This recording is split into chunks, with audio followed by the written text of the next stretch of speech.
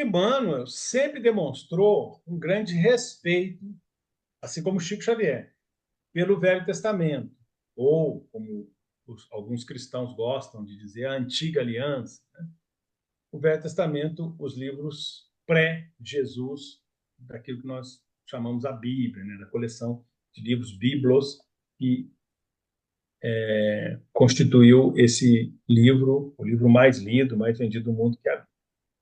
Ele sempre demonstrou e demonstra um grande apreço e um grande respeito, Chico Xavier também, ao Velho Testamento. Mas ele sempre demonstrou considerar o Novo Testamento um texto de qualidade acima, e que nós deveríamos considerar assim também. Temos essa prioridade. Então, a gente percebe, por exemplo, várias afirmativas, inclusive no prefácio do livro Fonte Viva e alguns outros prefácios da série Fonte Viva, da série de livros de mensagem, em que ele diz que o Velho Testamento seria a busca do homem desesperado, angustiado, sem um norte muito claro, sem muitos esclarecimentos, sem muitos pré-requisitos intelecto-morais, a busca do homem por uma espiritualidade, por uma orientação na sua caminhada espiritual.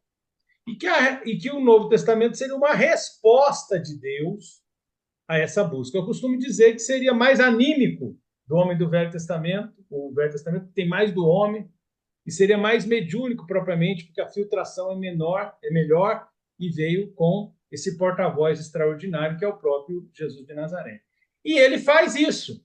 Ele seleciona, se você pegar os versículos que ele seleciona, você tem a seleção do Novo Testamento, né? Você não tem essa ênfase no velho. Às vezes ele menciona o velho de passagem ou algo da tradição, mas é incomparável a referência que Emmanuel tem no novo em relação ao velho, que é semelhante, mais uma vez, a gente confirma o que a gente comentou anteriormente, é semelhante ao que Kardec faz. Kardec também faz isso. Kardec menciona respeitosamente o Velho Testamento, menciona respeitosamente Moisés, no início do Evangelho segundo o Espiritismo, mesmo em algumas passagens da Gênese, mesmo em algumas passagens do próprio livro dos Espíritos. Ele menciona um pouquinho essa tradição que veio pré-Jesus, mas ele dá um destaque muito maior a Jesus e ao Evangelho, porque, obviamente, o conteúdo da mensagem tem uma qualidade intrínseca maior. Esse conteúdo tem uma mensagem muito mais profunda.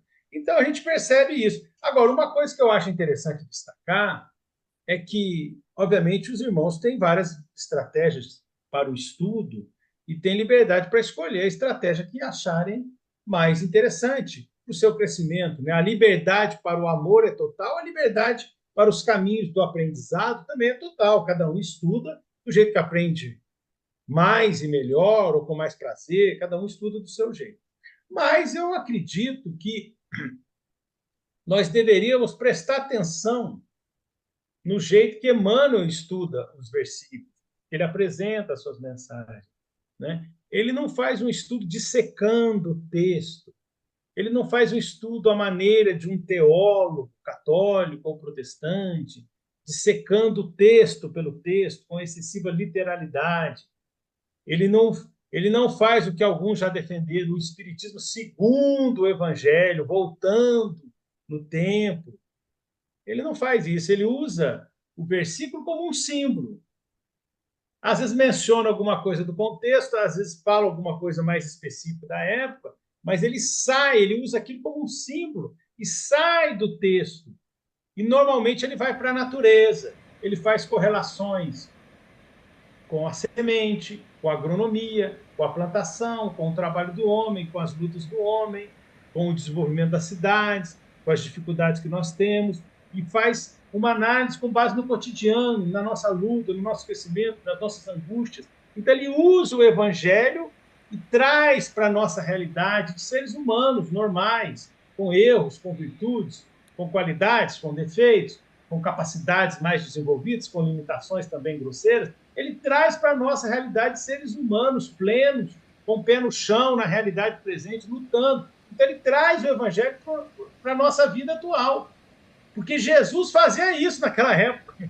Jesus falava de pastor, de peixe, de pescador, de denário, porque era o que o pessoal usava de pagar imposto, porque eram os problemas da época.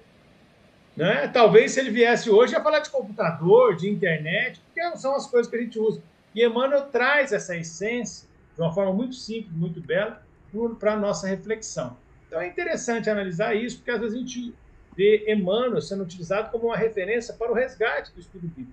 Claro que podemos fazer um estudo bíblico mais tradicional, mais convencional, como muitos irmãos fazem no movimento espírita, e de uma forma até parecida com o trabalho que outros irmãos de outras denominações têm. Mas Emmanuel tenta fazer um caminho um pouquinho diferente disso. Ele usa essa inspiração do Evangelho para nos remeter a um estudo mais profundo da nossa própria realidade, para que a gente tente equacionar nossos problemas morais e aproveite o nosso tempo visando a um crescimento espiritual na nossa encarnação.